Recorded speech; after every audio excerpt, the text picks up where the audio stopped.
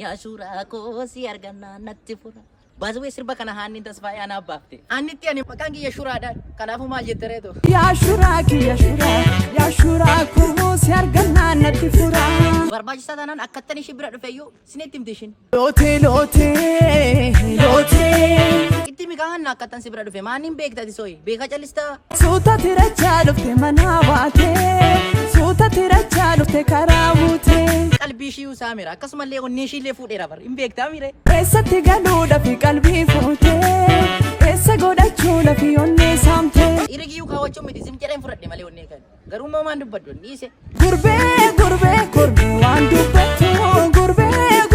Bakkaati na yaaddu na niisaam na yaaddu bakkaati bakka hin yaaddu mitiire. Amma si yaada amma. Guutuu warri haacee keenya ajjeesan maal ta'aa jiru isaan oomee amma. Ichisanii sirbu dibbee rukutanii. Isin oomee maal jettuun galanaan gaaromsaa haa caaluudhaan kun akkas jechaa jira.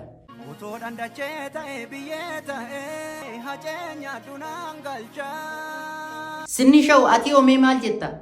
Maal jedhee dubbadhu eenyutti maal himadhu. Gaafa haa caaluu yaadattu mee maal ta'a garaan kee?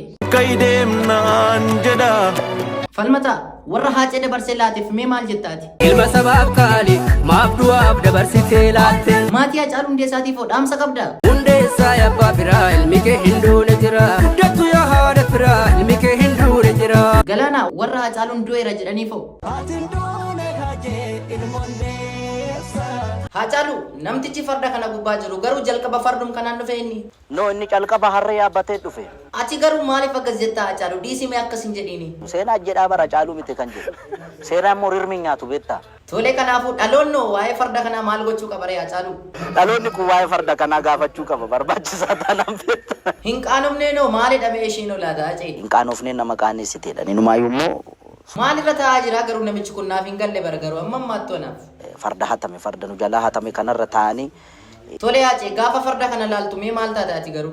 Gaafa amma farda kana laalu nan aara beektaa. Jalqabuma garuu siidaa dabaleerraa akkamitti fudhatame fardi kun?